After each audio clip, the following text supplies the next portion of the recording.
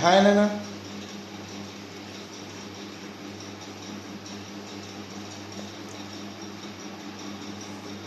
Yes. We are discussing about the question bank related to water. Okay. So we are in 23rd question now. So what does this 23rd question says? Name three ways by which water gets polluted in villages. Generally, in villages, the water can be get polluted by certain ways. So many ways. Here we have to mention three ways. Okay. Generally, particularly in villages, generally we go with the agricultural practices. So crops are grown, particularly in villages when compared to towns.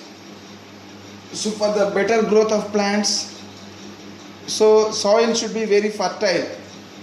In order to make the soil to be fertile, generally farmers will add fertilizers. Fertilizers will make the soil to be more fertile so that plants grow well. So while adding the fertilizers to the soil, farmers will add excess amount of fertilizers. So due to the addition of excess amount of fertilizers, what happens? Only little amount of fertilizer will be taken by the plants, and the remaining fertilizer, it remains in the soil only. What happens when it rains? The fertilizers will flow along with the water. The fertilizers will dissolve in the water and they will flow into the streams like lakes, okay, etc., like ponds, streams, lakes, etc., so that that water gets polluted. Okay, so that means actually we should not use excess fertilizers. We have to use the fertilizers which the amount of fertilizers should be used in such a way that which is enough for the plant's growth. But farmers, they use more fertilizers. So here, by excessive use of fertilizers, we pollute the water. Okay, we pollute the water. So this is one way of pollution of water. Next, second way is by excessive use of pesticides and insecticides. What is the meaning of pesticide? Pests like rats, etc. Okay, these are called as pests. So in order to kill the rats, we use pesticides. Sides means which will kill. So pesticides will kill the pests. Insecticides will kill the insects. Okay, so insects and pests, they will damage the crops. In order to protect the plants or else a crop from pests and insects, so farmers will apply pesticides and insecticides. Okay, so they apply pesticides and insecticides in excessive amounts. So excessive amounts should not be applied. Only limited amount of pesticides and insecticides should be applied. But farmers, they use excessive amounts. Hence, the excessive amounts, they remain in the soil and finally they reach to the water bodies. Okay, and cause the water pollution. And even by defecation of human and animals. Defecation. What is the meaning of defecation? Defecation means undigested material is said to be it is known as fecus. Fecal matter. What is the meaning of fecal matter? The undigested material. Okay, after digestion some material is left over and that will be eliminated. Okay, the eliminated undigested waste material is said to be fecal matter. So fecal matter is removal of fecal matter from our body is said to be defecation. So generally animals will defecate in the form of dung. Okay, the fecal matter of animals is called as dung. Okay, see, generally humans, they practice going for latrines near the water bodies. Okay, and even animals also they go dung. So these the latrine of human beings, okay, is said to be fecal matter, and even dung of animals is also said to be fecal matter. So here defecation will cause the entry of that material into the water bodies, so that water bodies will get polluted.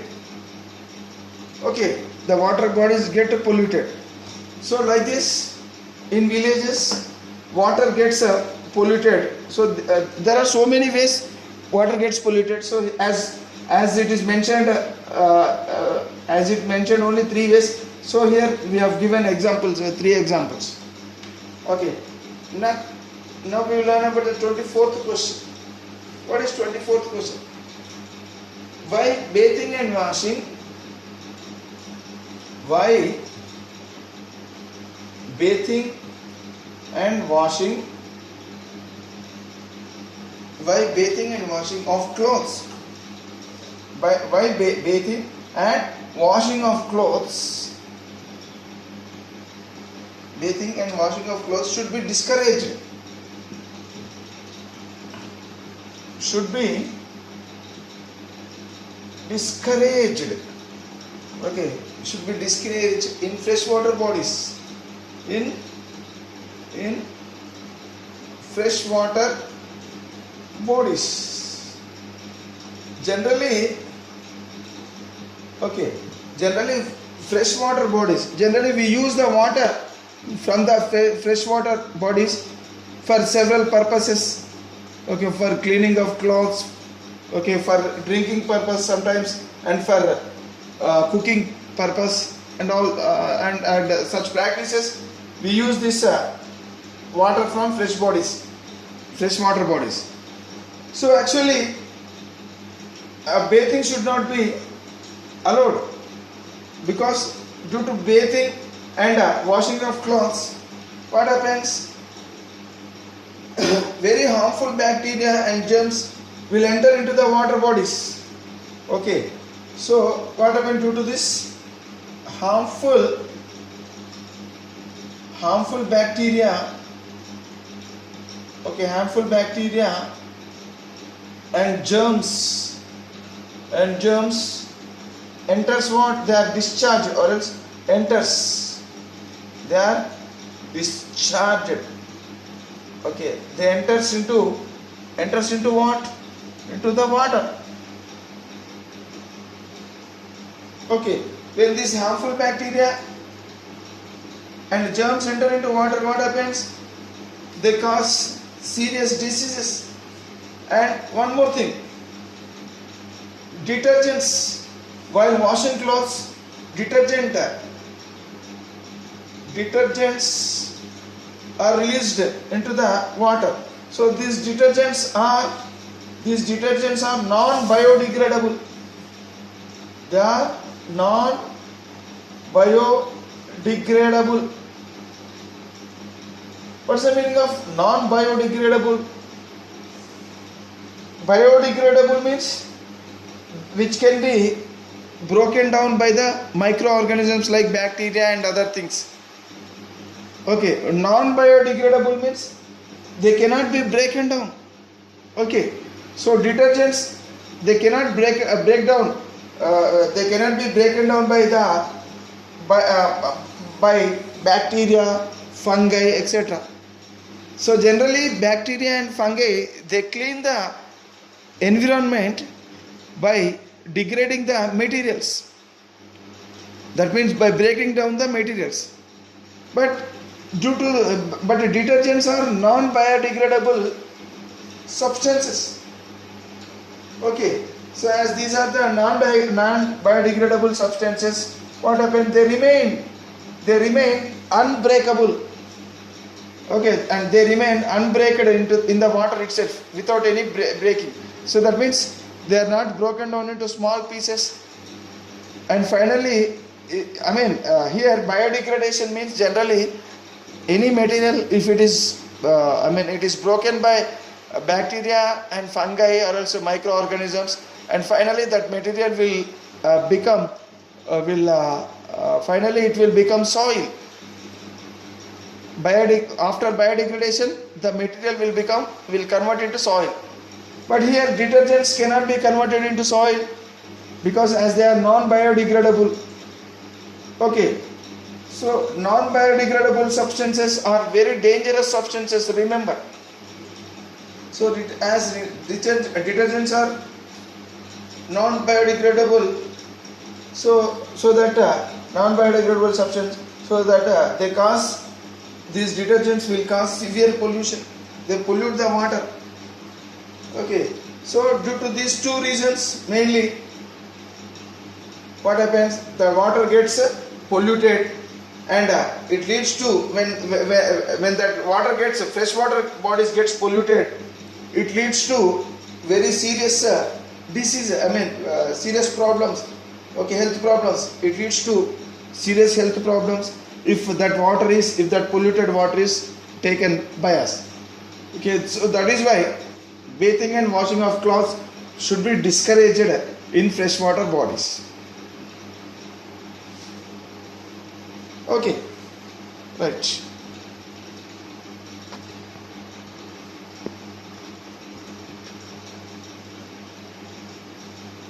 Next, we'll learn about the 25th question. What is 25th question?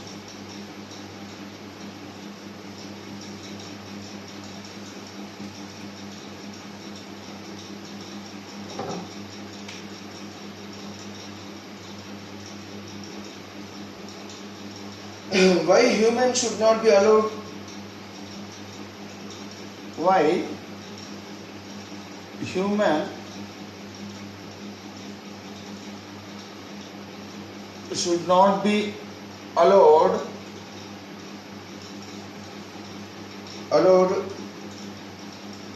to defecate, okay, to defecate near freshwater bodies, near fresh water bodies.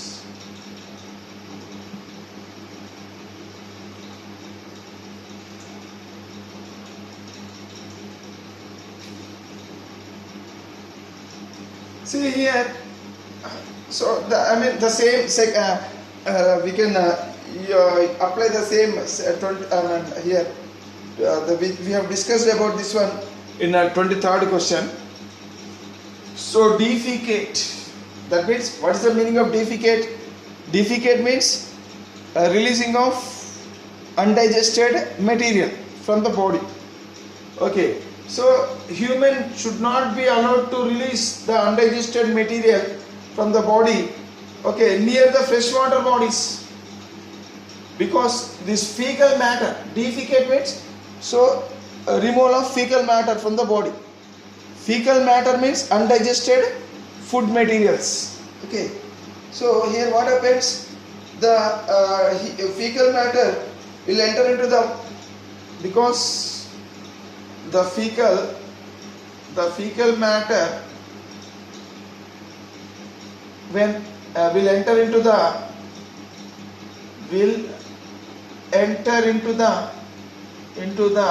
water, mainly during rains, during what? During the rainfall. Okay, so when it enters into the water during the rainfall, what happens? It causes the water to be polluted. It causes the water pollution.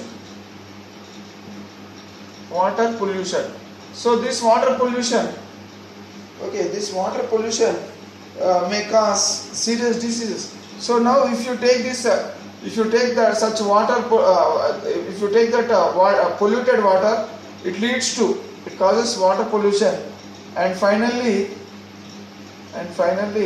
causes severe diseases. Severe diseases for those people who take such a polluted water.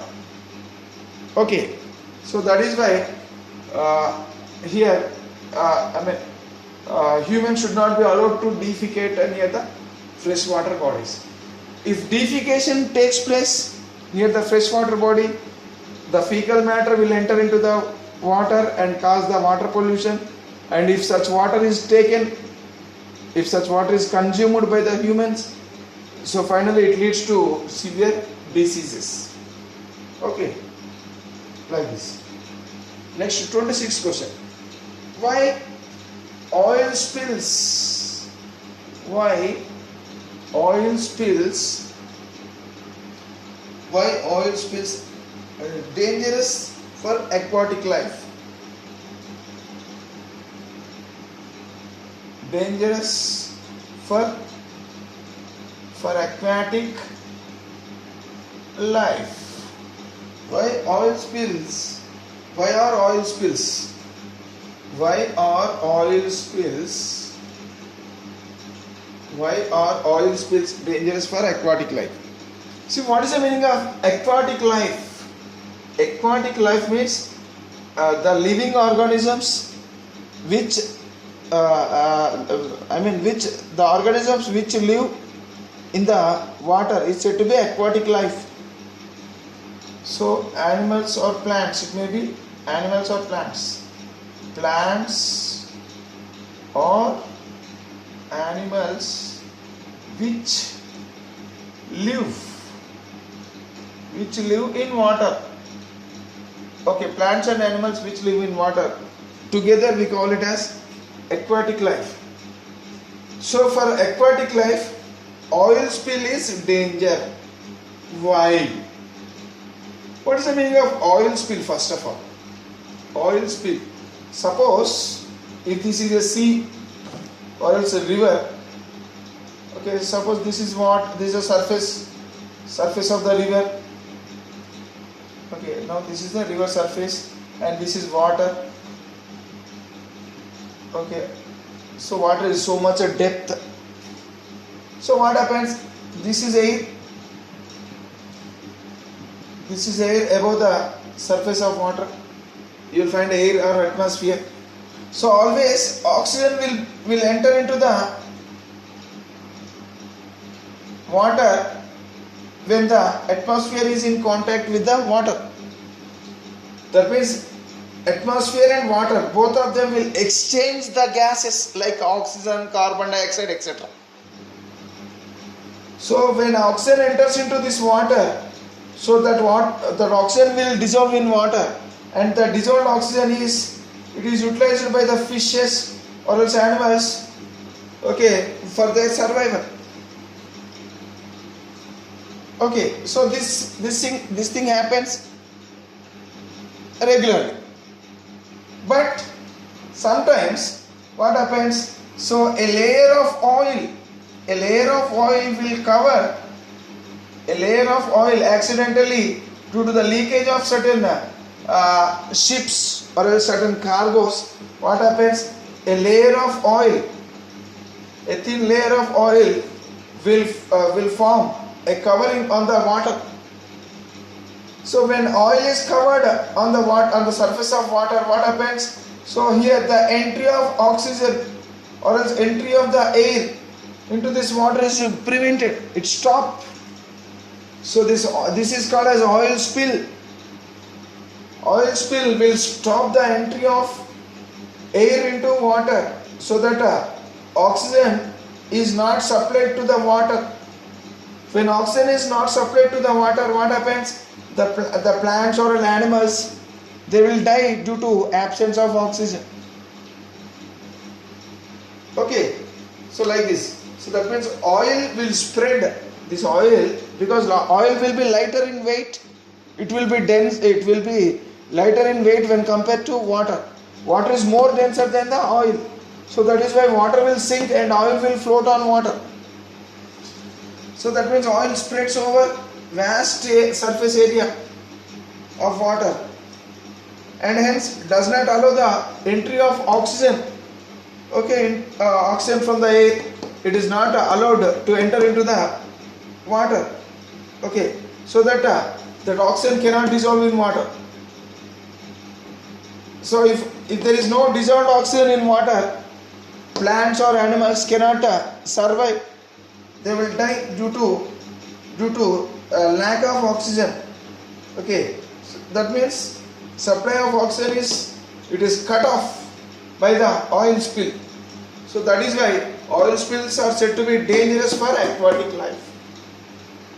Oil spill will form a covering on the water surface, and it will prevent the entry of air or else oxygen into the water.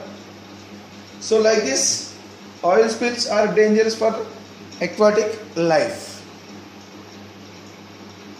Okay, right. Next to 27th question.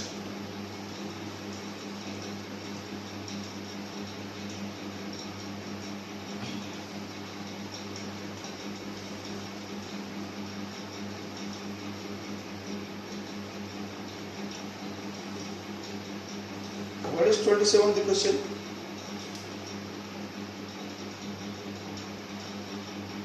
Why are factory waste dangerous to human life? Why are factory wastes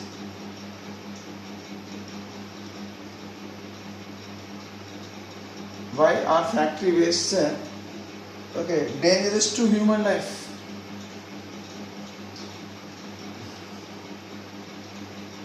Dangerous to human life.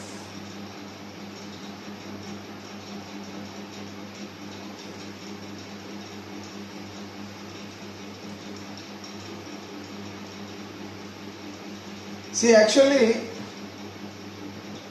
these factory wastes, they contain harmful chemicals. The wastewater which is released from the factories, it contains harmful chemicals and also heavy metals like lead, mercury, arsenic, etc. So both of them are very dangerous. These are very dangerous substances. They pollute water. Okay, they pollute the water. Both of them, if they enter into the water, what happens? If they enter into river or streams or ponds, and if you consume that water, what happens? It leads to severe diseases. Okay, it leads to severe diseases, and it may cause cancer or kidney failure. It may cause cancer or kidney failure or liver damage, etc. Because these harmful chemicals and heavy metals, they will come and settle in the body, in our body, and they show their harmful effects on the body, and finally leads to cancer or else kidney failure or else liver damage. Okay, so like this, they cause severe diseases and they damage the body.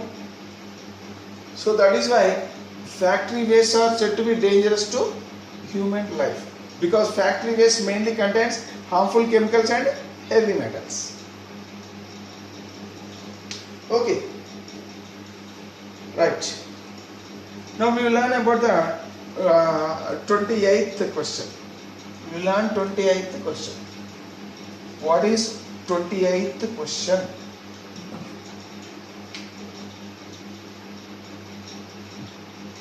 Question number 28.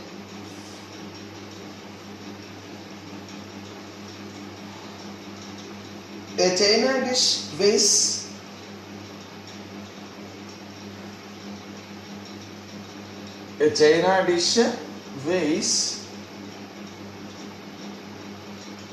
weighs how many grams? 30 grams.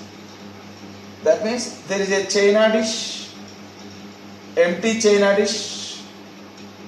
So what is the weight of this empty China dish? Weight of WT, weight of empty China dish. Let us assume it has X. Let us think it has X grams. Okay, now, so actually it is given as 30 grams. So weight of China dish, how much it is? It is 30 grams. Okay. Now,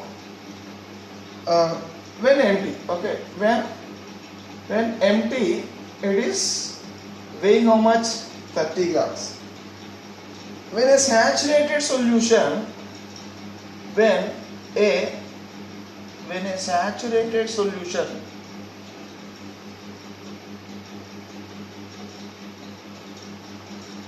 saturated solution of potassium sulfate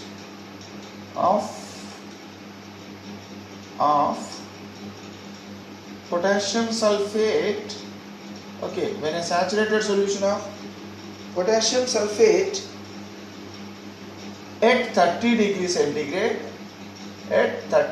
centigrade is poured into this one, is poured into it.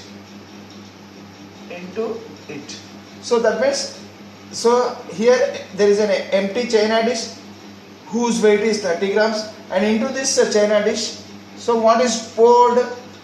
So some solution, some saturated solution of potassium sulfate, okay, it is which is at 30 degrees centigrade. So what is the temperature of saturated potassium sulfate? 30 degrees centigrade. Okay, that solution is poured into this one. Okay, now after pouring the solution, okay, now the China dish is not empty. It is not empty. It is having saturated solution in it. Okay. Next, the weight of dish is the weight of dish. Okay, the weight of dish is how much? 57.5 grams 6 units. That means again this China dish along with the saturated solution, it is weighed. So now this is the weight of this one is how much? 57.5 grams. So that means weight of China dish plus saturated solution,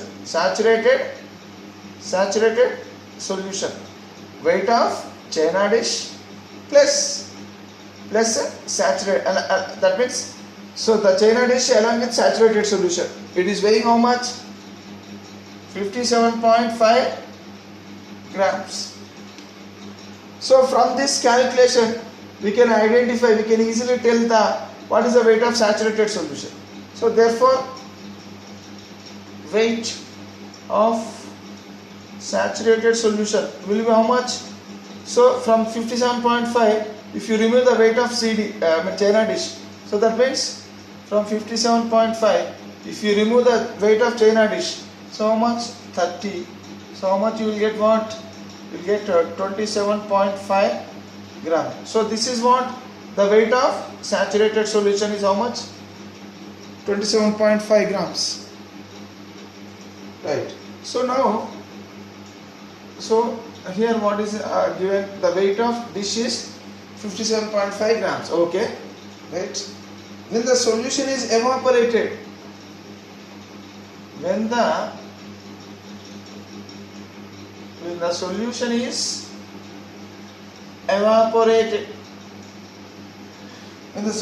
evaporated,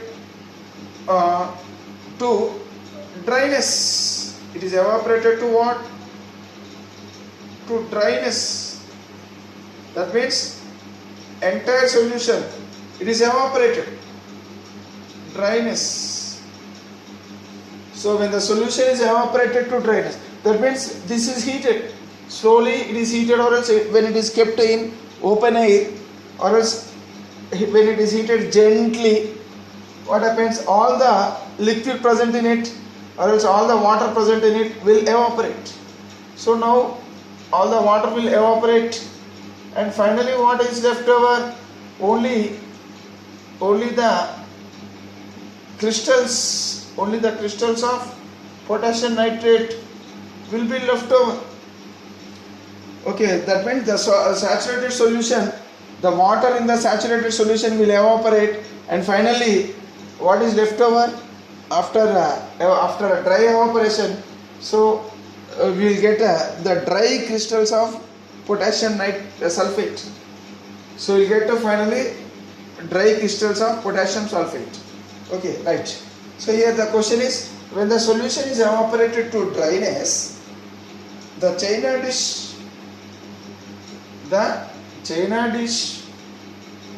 along with crystals,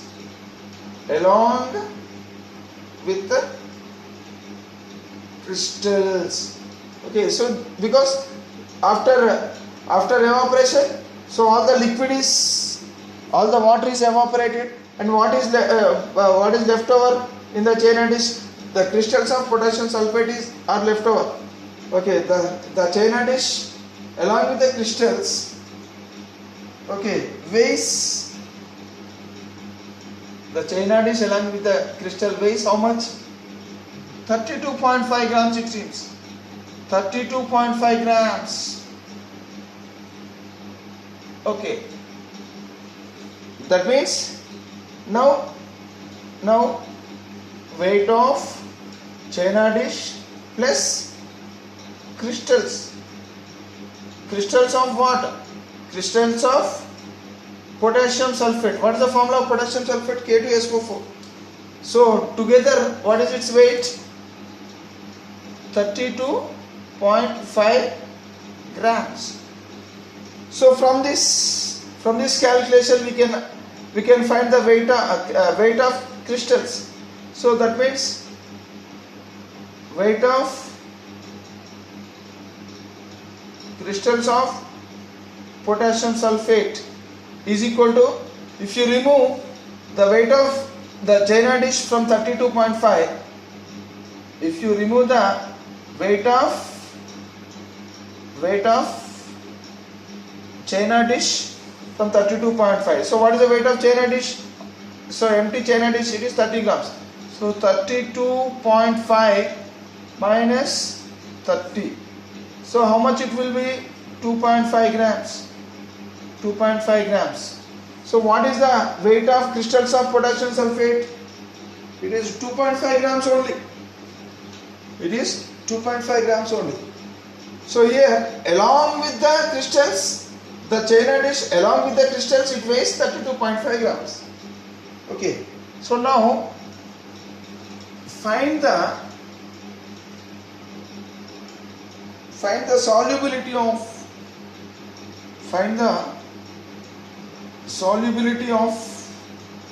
potassium sulfate. Find the solubility of potassium sulfate. Okay, at 30 degrees centigrade. See, look here. At 30 degrees centigrade, saturated solution of potassium sulfate is prepared and it is poured into China dish. Okay, so already we learned this one. So now the question is, find the solubility of potassium sulfate at 30 degrees centigrade. So generally solubility, what is the formula of solubility? Solubility of any substance, solubility of a substance at a given temperature, at a given temperature is equal to weight of the substance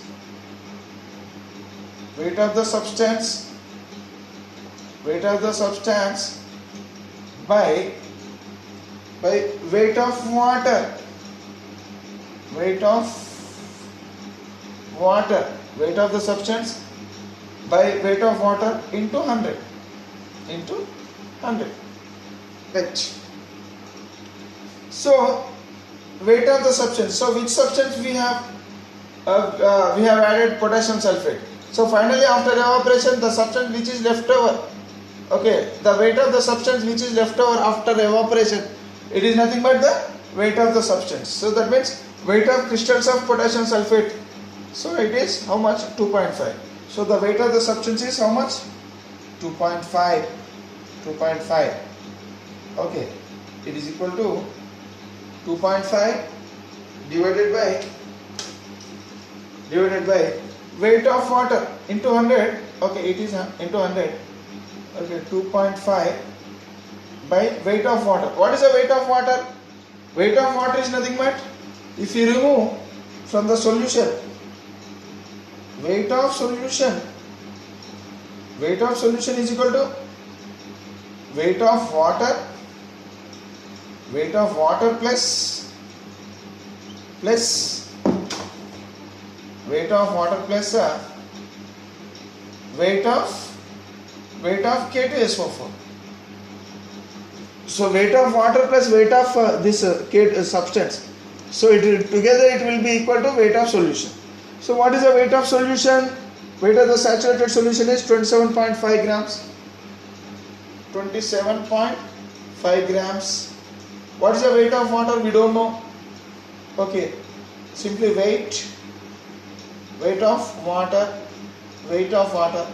plus weight of K2SO4. What is the weight of crystals of K2SO4? 2.5 grams plus 2.5 grams. So from this the weight of water will be how much? So weight of water will be 27.5 minus 2.5. That means it will be equal to, so weight of water will be how much? Weight of water will be equal to what? How much, Nana?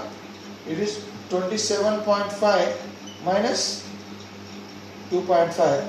It will be equal to 25. So now we have to use this value 25. So instead of weight of water, we will write here 25. 2.5 into 100 by 25. So 25 ones are 25, 4s are 2.5 into 4. How much it will be? 10. Okay. What is the solubility of water? What is the solubility of which substance here? What is the substance here used here? Potassium sulfate. Solubility of potassium sulfate at a given temperature. What is the given temperature? 30 degrees centigrade. So that means solubility of potassium sulfate at a 30 degrees centigrade is how much? It is equal to 10 grams per 100 grams of water. Okay, so 10 grams per 100 grams of water. So this is the solubility of potassium sulfate at a 30 degrees centigrade. So in this way we will calculate the solubility of a given substance, okay, at a particular temperature. Okay, so this is the formula. Solubility of a substance at a given temperature is equal to weight of the substance by weight of the water into 100. Okay, so weight of the substance, so we got the weight of substance as 2.5 grams and we got the weight of water as 25 grams. Because weight of solution already we got it as 27.5 grams. So weight of solution will always equal to weight of water plus weight of the substance. So this substance is dissolved in water. Okay, when this substance is dissolved in water, we get the solution. So the weight of that solution is nothing but weight of the substance plus weight of the water will give the weight of the solution. Okay, so like this. So from this, the weight of the water can be calculated upon subtracting the weight of this substance from the weight of the solution. Okay, we will get the weight of water. So that weight of water, it is used here. Okay, so upon substituting the values Finally, after calculation, finally we got it as 10 grams of the substance when dissolved in 100 grams of water. This saturated solution of potassium sulfate is obtained. Okay, so I mean, in this way we have to find the solubility of the given substance. Okay, we will learn the other answers in the next video.